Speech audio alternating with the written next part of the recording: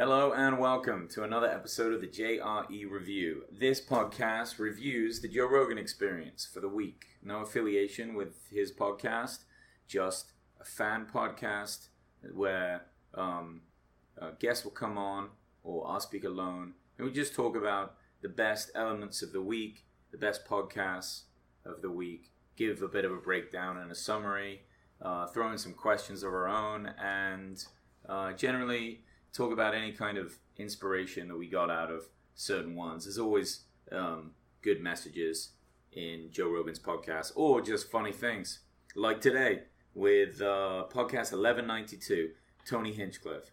Tony Hinchcliff opens up for Joe Rogan on the road a lot of the time. They've been friends a long time. Fantastic comedian, incredibly talented joke writer. His writes a lot for the roasts, which are very difficult jokes to write. As far as I can tell, they're almost kind of one-liner elements and very specific, and the types of jokes you can't use a bunch of times. So, you need very talented people to do it, and Tony is, and super hardworking.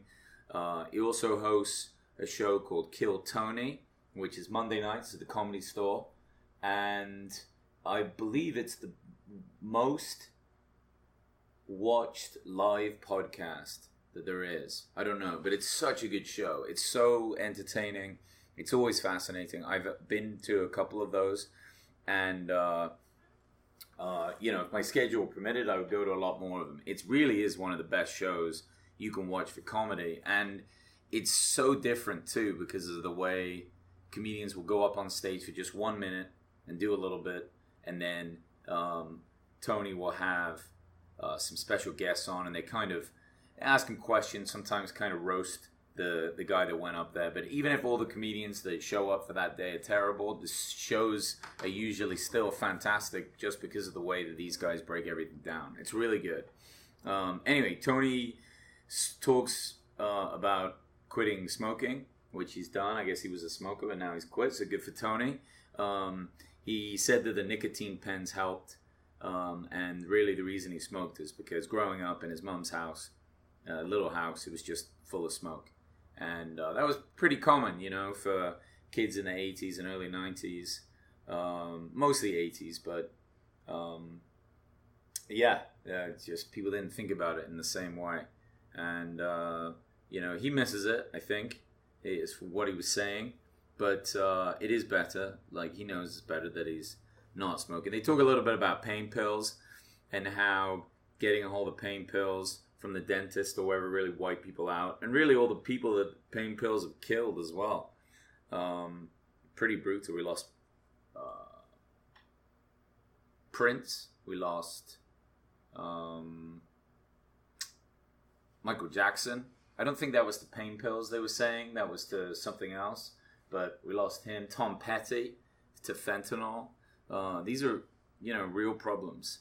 Now, they move on to talk about how in Canada they've legalized marijuana, and some companies out there are creating THC brews. So it's going to be like beers that get you a little bit high, which is really cool, I think.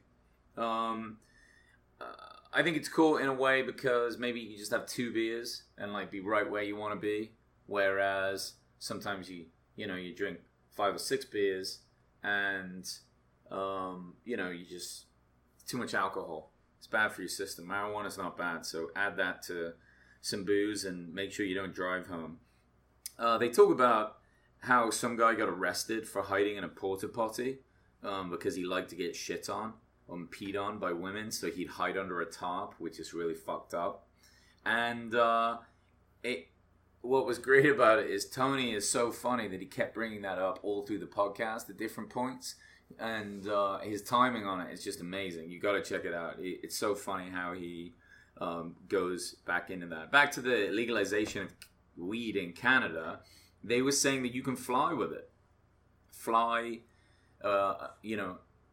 in and around Canada with marijuana because now it's legal in that whole country, which I think is really cool. And it's pretty fucking fantastic. You can go on vacation and take your weed with you.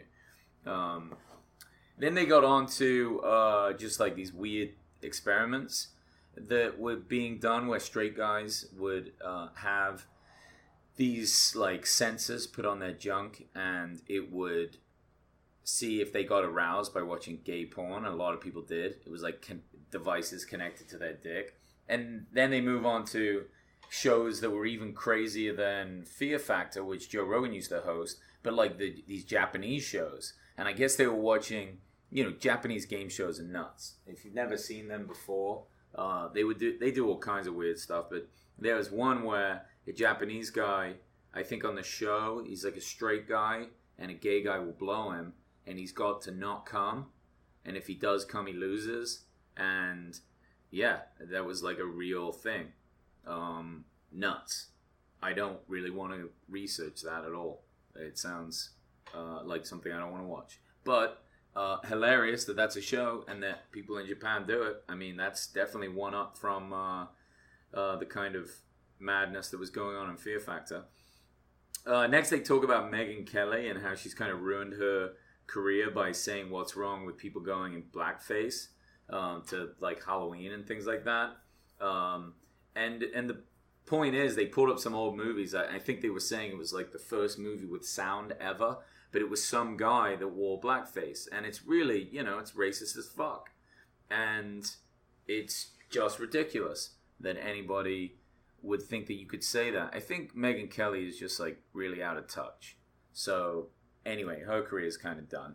They go back to Sober October because it's just like the last little bit of that. Joe was working out for almost 6 hours a day and felt like his body was breaking down. He ended up winning that whole competition, but the amount of time that he was putting in was unreal. I think there was an Instagram post on Joe Rogan's Instagram that he asked the company where they fell in the rankings, and I think globally they're in the top 0.1%.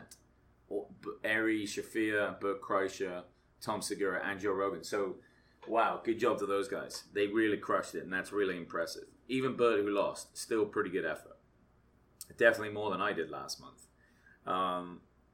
And then they get into why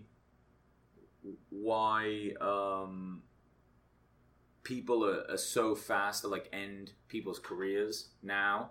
They talk a little bit about the Roseanne issue, about how people jumped all over her for her racist tweets, and then really just all these people that are being brought down. And it's like they're kind of getting into the fact that they like when people fail, and we've seen people do well. We've seen people rise up and do like American Idol and do awesome. And now I think that, the tides have changed, and, society is enjoying watching people collapse and with no chance of coming back, which is a real shame. Tony then brings up Whitey Bulger and how he was recently killed in jail. Whitey Bulger was from, I believe, Boston. He was a gangster. He actually was responsible for running Dana White out of town by, I think, beating up Dana White. Not personally, but having people do it. But, and Joe talks about some stories because he was from Boston, and I guess that there was this guy that was getting tortured one time, and they were breaking his bones with a hammer, but they kept injecting him with cocaine to keep him awake so he could feel the pain because he kept passing out. And, just some brutal stuff went down. And Whitey Bulger supposedly was killed by a guy that hates snitches and hates people that hurt women. And Whitey did both of that. So he's an old man, but, maybe he finally got what was coming to him. He also talks about how Joe used to train a guy that worked for Whitey Bulger and how hard that they would train and fight. Like, they weren't exactly all that great fighter, but they would come at him, like, as hard as you can. And one time Joe was sparring with a guy who was honestly trying to kill him. And this guy, for all intents and purposes, was his friend. But once they got going, it wasn't sparring, it was fighting. And Joe got cornered, got cracked pretty hard on the head, and he just decided, right, I need to defend myself. And Joe is obviously nationally ranked, so he could easily take this guy out, and he just decided, well, I've got to give him a wheel kick, and just broke his jaw. The guy wanted to continue fighting. Absolutely insane.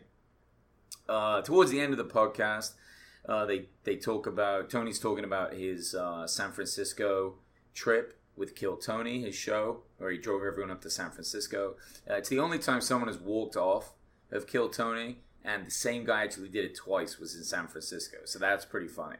And he drove everyone up there in a big van, and even drove right back right after the show, slept a bit in the morning, and was up on stage Saturday night. The guy is a beast. His work ethic is tremendous. And that takes a lot of effort and energy, and good for him. I mean, that really is inspirational and inspiring. For anyone doing anything, just to know that, like, you know, he was obviously tired, worn out, could have taken some time off, but he's like, no, this is what I do. I'm scheduled, I go. He's also going to bring back what he calls the Golden Pony Hour. I'm not super sure what that is. Maybe it's just another comedy show or something that he does. I have heard about it. If Tony Hinchcliff has anything to do with it, it's going to be superb and definitely worth checking out. And for it, Joe is going to get him a gold suit made, which I think is amazing. So he's going to get a perfectly tailored gold suit. I can't wait to see it. Follow Tony Hinchcliff on Instagram if you don't already. And like I said, he's absolutely superb. One of my favorite comics to watch. And always a pleasure when he's on the Joe Rogan Experience, just to hear how close they are and their friendship and, you know, all the great things that Tony's getting up to. So anyway, thank you again for tuning in, and we'll talk soon. Love you guys.